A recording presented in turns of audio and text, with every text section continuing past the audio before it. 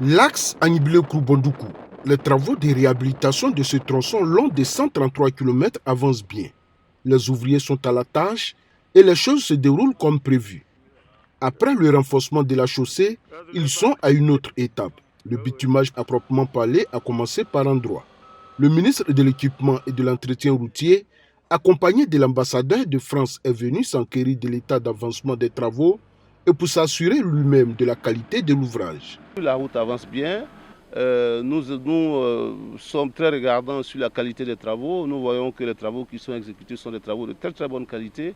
Nous sommes venus les encourager pour que ce travail avance vite, parce que dans l'intégration sous-régionale, c'est une route extrêmement importante. Il faut respecter le cahier des charges, mais il faut aussi respecter la qualité.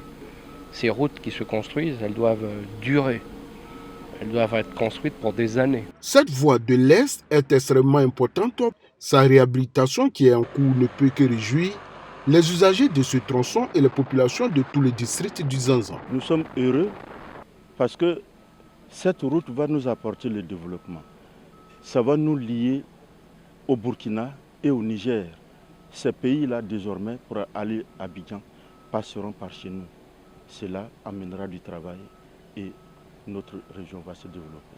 Après le tronçon Bondoukou-Agnibilé-Kourou, le ministre Amédée Kouakou s'est également rendu dans le village d'Ané-Kwadiokoro, dans la sous-préfecture d'Aniansué, où ont lieu les travaux de construction d'un deuxième pont sur le fleuve de la Komoé pour faciliter la mobilité des automobilistes. Là, sur le site d'Aniansué, on a donc un pont mixte avec 180 mètres linéaires de longueur, qui est constitué de 3 travées. Les 2 travées des rives vous font 54 mètres linéaires et la travée principale vous fait 72 mètres linéaires. C'est un ouvrage important qui va être bâti en remplacement de celui qui a été construit en 1935. Cet ouvrage offre donc beaucoup d'aisance au niveau de la circulation, mais surtout vient régler définitivement le problème au niveau d'Aniansué, à savoir la difficulté de dépassement au niveau des camions de 2 poids lourds.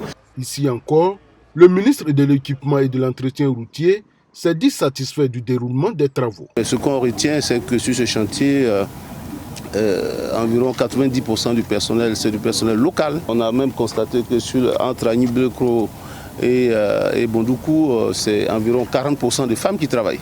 C'est une excellente chose, hein. Tout ça rentre dans la vision du président et nous repartons sincèrement heureux. Et merci à son Excellence, Monsieur le Président de la République, pour tout ce qu'il fait pour notre région. Ce pont va coûter à l'État plus de 11 milliards de francs CFA. Quant au tronçon Agnibilé-Kouroumbondoukou, les travaux vont coûter plus de 41 milliards de francs CFA. Le délai d'exécution des 2 ouvrages est de 30 mois.